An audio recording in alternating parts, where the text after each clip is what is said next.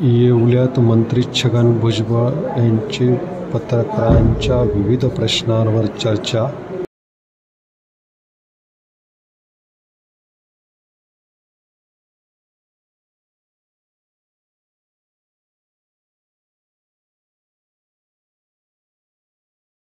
सुरू झालेली आहे. मग तुमचा पक्ष काय? असं आहे की प्रत्येक पक्ष हा सगळीकडे जे आहे चाचपणी करतो, स्वबळाची तयारी करतो. शेवटी वाटप कसं होईल, कुठला मतदारसंघ कुणाला मिळेल याची कल्पना या क्षणाला नसते. त्यामुळे जो मतदारसंघ येईल त्या मतदारसंघामध्ये आपली तयारी पाहिजे म्हणून प्रत्येक पक्ष जो आहे आपापल्या परीने तयारी करीत असतो. तर त्याच्यामुळे चुकीचं काही नाही. परंतु नंतर मला वाटतं कदाचित अधिवेशन झाल्याबरोबर ती सगळे एकत्र बसून त्या प्रत्येक मतदारसंघ कुणाकडे जातो आहे याचा निर्णय जो आहे सगळे एकत्र बसून घेतील. राष्ट्रवादी अशी तयारी करते आहेत का? आता सगळे प्रश्न सगळे लोक सांगितलं ना, सर्वच पक्ष सर्व ठिकाणी तयारी करतात. पण सर्वसाधारणपणे आम्ही हे लक्षात घेतो अनेक ठिकाणी काय असतं की बा आपल्या सहकारी पक्षाचं ते काही आमदार असतात, मग तिथे थोडी जरा कमी तयारी करतात आणि तिथे जर काय बदल होत असेल तर ताबडतोब आपली तयारी असली पाहिजे अशी परिस्थिती तयार करून ठेवतात.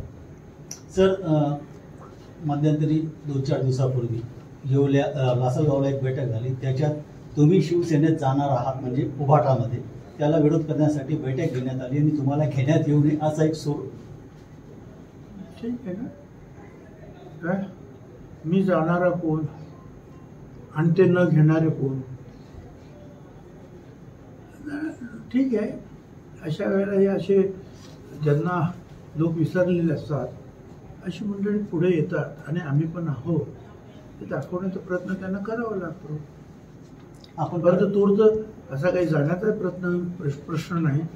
त्यामुळे घेणं न घेण्याचा प्रश्न येतो कुठे?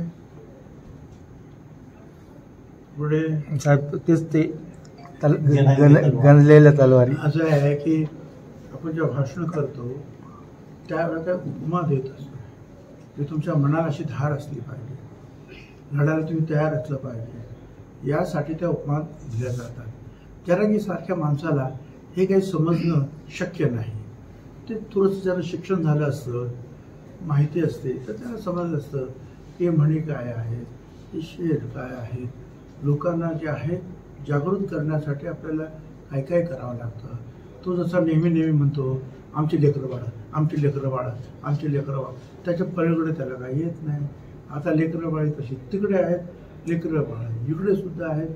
परंतु ज्या पद्धतीनं त्यांनी घरदारं जाळली, बीडमध्ये लोकांच्या जीवाला धोका पोचवला होता, अशा वेळेला आपल्या सगळ्यांनी मी म्हटलं एकत्रित होऊन, मी असंही म्हटलं मग ते मराठा समाजाचं घर असू दे, दलित, मुसलमान किंवा ओबीसी, भटक्या विमुक्त कुणाचंही घर असेल आणि जर कोणी त्याच्यावर हल्ला करत असेल, जाळपोळ करत असेल, त्याला मारहाण करत असेल तर सगळ्यांनी एकत्र जाऊन त्यांचं संरक्षण केलं पाहिजे.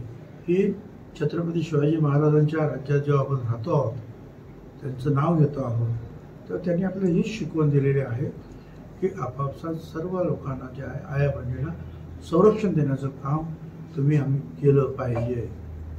तर ते आपण सांगायचा प्रयत्न करतो. तर ते एखाद्या म्हणीतून, ते एखाद्या शेरे शायरीमधून सांगत असतो. आता आपली भाषणाची पद्धत आहे, कोण अभंगातून काहीतरी सांगेल. आता आपण म्हणालो भले तरी देऊ कासेची लंबोटी, नाठाळाच्या माती हाणू काठी, म्हणजे संत तुकाराम. म्हणजे असं नाही की मी उठलो तुमच्या डोक्यात काठी आणायला लागलो असं होईल का? तसंच आहे. सर, पण प्रत्येक वेळेला आरक्षणाचा मुद्दा आला का तुम्हाला एकट्यालाच का टार्गेट केलं? ते त्यांना विचारलं. त्यांना याचं कारण असं आहे, सहजच आहे. 90 साली मी शिवसेना सोडली.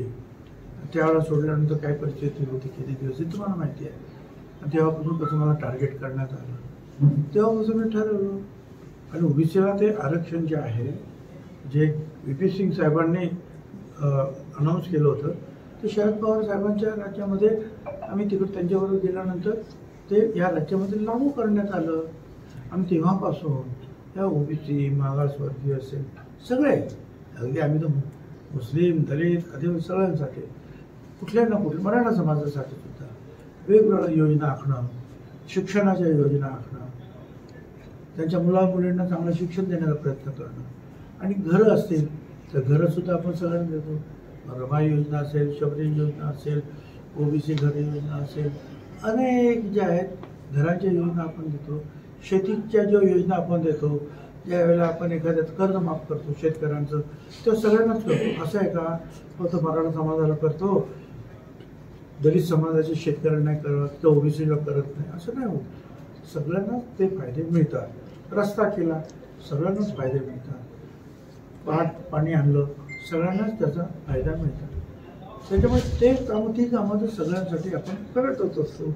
आरक्षणाचा जो प्रश्न जो आहे हा संविधानातून जो आलेला आहे, 5000 वर्ष जे दबलेले आहेत, जे गावाच्या विषयी बाहेर राहत आहेत, ज्यांना दुय्यम वागणूक समाजात दिली गेलेली आहे, त्यांना वरती आणण्यासाठी हे संरक्षण आहे, हे आरक्षण आहे. हा गरीब हटवाचा कार्यक्रम नाही, मी पण सांगितलं, आता लोक सांगायला लागले. बरं, यांनी हे आरक्षण दिल्यामुळे ताबडतोब गरिबी हटली असंही होत नाही. आता आरक्षण आम्हाला कितीतरी दलितांना आहे, आदिवासींना आहे, झोपडपट्ट्यांमध्ये आणून तेच लोक विचार राहतात. गरीब तशी हटत नाही. गरिबी हटवण्यासाठी वेगळे कार्यक्रम आहेत. हे आहेत समाजामध्ये थोडी प्रतिष्ठा त्यांना प्राप्त व्हावी, शिक्षणातून, नोकरीतून, या राजकारणातून सुद्धा, यासाठी हे आरक्षण दिलं जातं. तर तुम्ही म्हणजे मराठा आरक्षणच्या विरोधात नाही, तुम्ही वारंवार असं सांगतात का त्यांना वेगळं आरक्षण द्यावं, तरी तुमची प्रतिमा मलिन करण्याचा प्रयत्न का केला? हे तुम्ही मराठा आरक्षणाच्या विरोधात नाही. 3 वेळा मी सांगितलं, 3 वेळा ज्या वेळेला कायदा आला आमच्यासमोर पास होण्याचा, त्याच्यावेळेला मी पहिल्या नंबरने हातवरती केलं की द्या वेगळं. पण एवढंच नाही, आता सुद्धा त्यांना वेगळं दिलंच, परंतु मोदी साहेबांनी सुद्धा 10% इकॉनॉमिकल बॅकवर्ड क्लासला दिलेलं आहे नाही, EWSला, इकॉनॉमिक विकर सेक्शन. जे गरीब आहेत त्यांना 10%, आणि त्या 10%मध्ये सरकारने सांगितलं की मागच्या वर्षामध्ये त्या 10%त 8.5% केवळ मराठा समाजाचे गरीब लोक होते. म्हणजे प्रत्येक समाजाला पुढे नेण्याचा हा प्रयत्न आहे, पण त्याचे वेगवेगळे कपडे पाडले जातात आणि त्यातून त्यांना पुढे आणतात. साहेब, तोच प्रश्न की त्यांच्या आंदोलनासमोर तुमचं आंदोलन झालं, म्हणजे ओबीसींचं आंदोलन झालं, त्यावेळेला भुजबळांनी चितवणीखोर भाषणं केली आणि भुजबळ तलवारी काढा म्हणतात. ते आमचे 56% मराठा आहे. बस तुझे 56% असू दे, नाही तर 100% असू दे. आणि हे सगळे मराठा, काल विखे पाटलांनी सुद्धा सांगितलं, राधाकृष्ण काय तुम्ही काय एकट्यानेच काय सगळे काय मराठा समाजातून येत आहे का, असं त्यांनी म्हटलं. मी सगळे मराठा समजा समाज जणू काय त्याच्याच भेटीस बांधलेला आहे. आणि कुठे सांगितलं तलवारी काढा म्हणून. एक मनाला धार द्या आणि उभे राहा. घाबरटपणा तुमच्यातला सोडून द्या. प्रश्न विचारायला शिका, उत्तर द्यायला शिका. हा त्याच्या पाठीमागचा हेतू आहे. काय बाकी तुझ्याकडे जे आहेत ना, जरांगीला म्हणावं, हे पिस्तूलधारे, बिन लायसन्सधारे, हे तुझ्या आजूबाजूला आहेत सगळे. काय हवेत पिस्तूल उडवलं, हे सगळं तुझ्याकडे आहेत ना. तो बेदरी कोण आहे, पकडलाच होता ना, बेदरे बिन लायसन्सचं पिस्तूल घेऊन तुझ्याबरोबर होता, तुझा खास कार्यकर्ता. असे अनेक आहेत तिथे. पोलिसांनी जर शोधलं तर खूप बाहेर निघेल. काय कुठले कुठले माफिया आहेत तुझ्याबरोबर आजूबाजूला असतात. काय कोण म्हणतं वाळू माफिया आहे, कोण म्हणतं दारू माफिया आहे, कोण म्हणतं आणखी काही माफिया आहे. तुझ्याकडे माझ्याकडे काय आहे, ही सगळी मंडळी आहे, साधी मंडळी आहे. मी जे लढतो जे आहे हे माझ्या आयडियॉलॉजीप्रमाणे लढतो. भाषणातून त्यांना लढण्यासाठी प्रवृत्त करतो. याचा अर्थ काय की असं प्रत्येक जण तलवारी घेऊन लढायचं आहे असं थोडं अर्थ. साहेब, चला उठा आयुष्याच्या पेटवा मशाली, म्हणजे काय आयुष्यभर आयुष्यात संपूर्ण पेट पेटवून घेतो का आपण. काय म्हणजे कुठं शिकायला पाहिजे. तिथे शाळा नक्की आहे चांगली, त्या शाळेत जायला पाहिजे त्यांनी. या वयात काय वय त्याचं. जर काही समजतच नसेल तर कुठल्याही वयामध्ये अगदी वयाने श्रेष्ठ असलेली माणसंसुद्धा शाळेत जातात, शिकतात.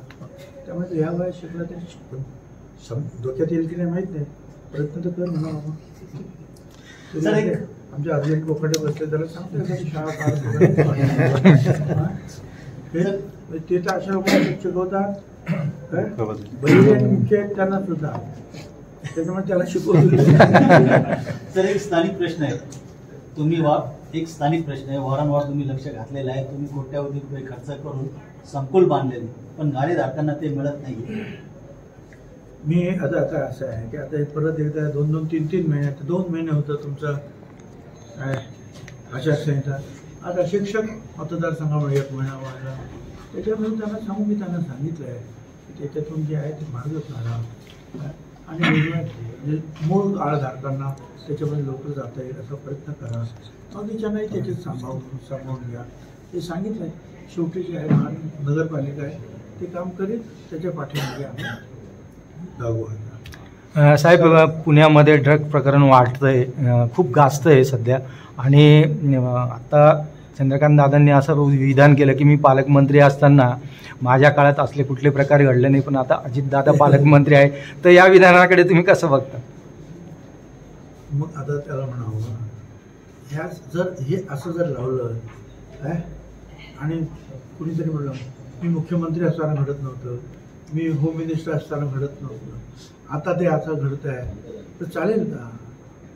हे गुन्हेगारी जी आहे ही प्रत्येकजण आपापल्या पद्धतीने निपटवण्याचा प्रयत्न करत असतो. ती उजेडात आली की मग ताबडतोब त्याच्यावर कारवाई केली जाते. पण अनेक वेळा लोक घाबरून जे आहेत ते उजेडात सुद्धा येऊ देत नाही, त्याच्यावर बोलत नाही.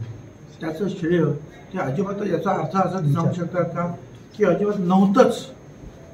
काहीतरी आपलं बोलताना जे आहे थोडंसं जरा बरं समोरच्या पार्टीने बोललं तर ठीक आहे, बरोबरच्या लोकांनी एकमेकाच्या बरोबर जास्त बोलणं.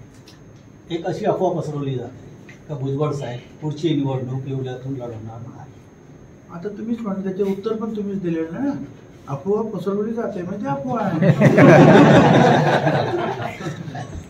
सर, एक शिक्षक मतदारसंघाचा प्रश्न. किशोर दराडे यांनी सांगितलं आहे की धुळ्याचे जे मुरलीधर भावसार आहे तर हे त्यांना जे उभं केले गेलेलं आहे ही राजकीय स्ट्रॅटर्जी आहे, राजकीय खेळी आहे. राजकीय खेळी मला काय माहिती आहे, कारण मी त्यांना उभं केलं नाही. माझ्या पक्षानं त्यांना एबी फॉर्म दिला, आमच्या अध्यक्षाने त्यांना उभं करायला ठरवलं आणि ते एबी फॉर्म मिळाल्यानंतर ते माझ्याकडे भेटायला आले. तोपर्यंत मी त्यांना कधी भेटलेलो सुद्धा नव्हतो. पण आता आमच्या पक्षाने उभं केलं तर आम्ही सांगणारच की उभं राहा. आता तुम्ही खेळता तो काय क्रिकेट खेळ आहे का? कसली खेळी आहे ती? राजकीय खेळीच आहे ना. नाही ना, तर तुम्ही शिक्षक आहात ना, तर स्वतःच्या जोरावर जे आहे ना मतं मिळवा ना. त्याच्यासाठी मुख्यमंत्र्यांना उतरवण्याचं काय कारण आहे?